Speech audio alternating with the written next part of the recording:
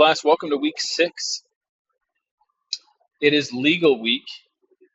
Personally, this is one of my favorite weeks in the course, and I find the students typically fall into two camps where they love this week and it is rich in content, or they are not such a fan of this and find the content somewhat dry and difficult.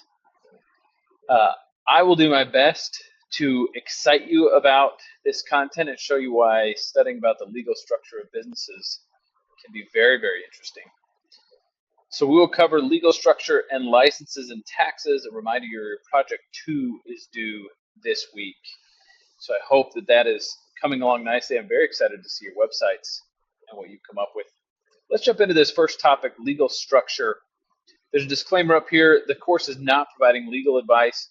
You may desire to consult an attorney if you'd like, but the intent of this is just to show you how legally you can construct a business. There are a lot of resources directly from government resources here and on the licenses and taxes assignment that can give you some guidance, some reassurance on what governments expect as you establish this. There's a reading here in step 1 from hg.org, and I'm going to use that as a template. This will guide you in establishing a business in the United States. If you're establishing a business internationally, I've found that a lot of students report similar structures there, but you'll have to do some additional research on what is available in your country. I'll highlight just a couple of the most common that students choose and why they might choose them. Here we have sole proprietor, a partnership, or you have corporations, which I will not cover because they're not used too often, and I will cover limited liability companies or corporations. First, a sole proprietorship is probably the most common. The reason for that is the ease of creating that company.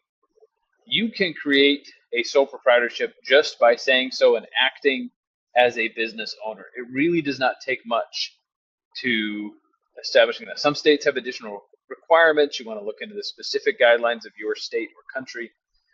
But the idea of a sole proprietor is that you are the sole owner of the company. You call all the shots.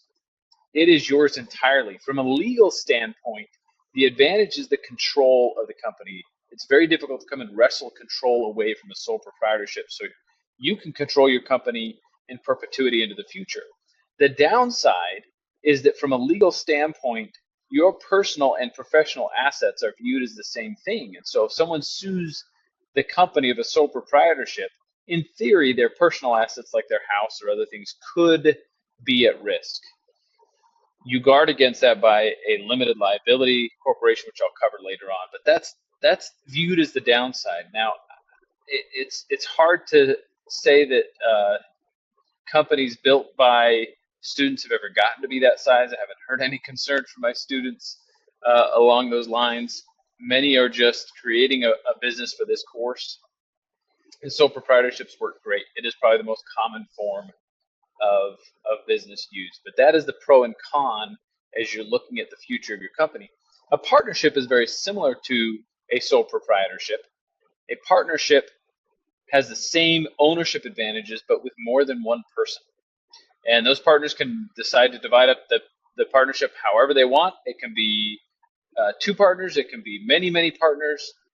There's really no limits on that. But it is viewed the same. Complete and total ownership of the company amongst the partners. And the downside is the personal asset risk.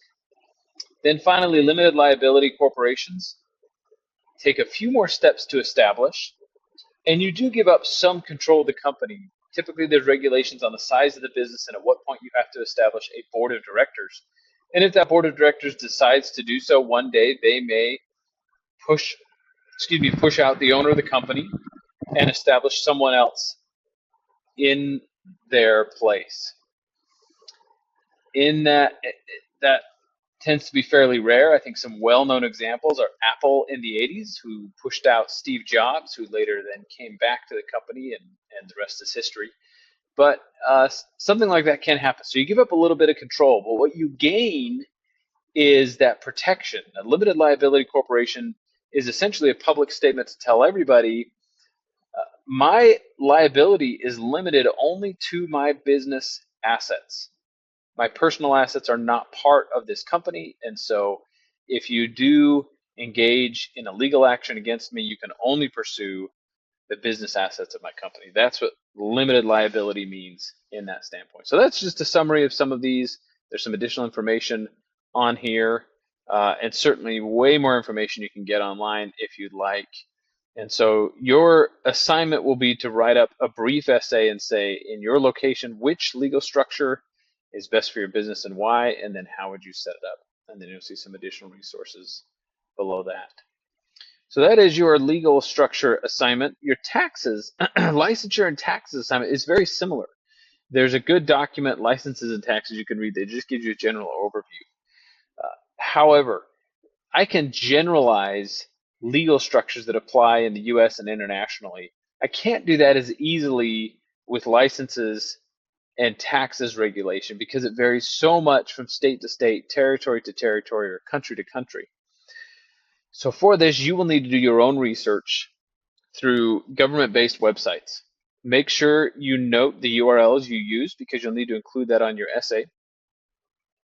And then create a Word document that says explain if you will need any licenses and the state in which those licenses are needed. You can explain how you came to that conclusion, which tax requirements will be upon your company, and then you provide your references, typically URLs. If you're not finding what you need online, you can call directly to your local government office.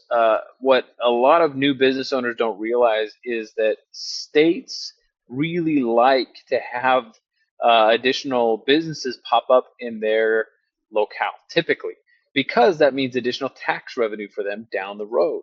And so most local government offices have set up resources, individuals, something so that you can get the information you need and have peace of mind in establishing your business. So if you're not finding what you need online, feel free to call your local government office, and students have had success that way as well. So that will be it for this week. Those are your 2 topics. Please reach out if you've got questions about those or about Project 2. Happy to help walk you through.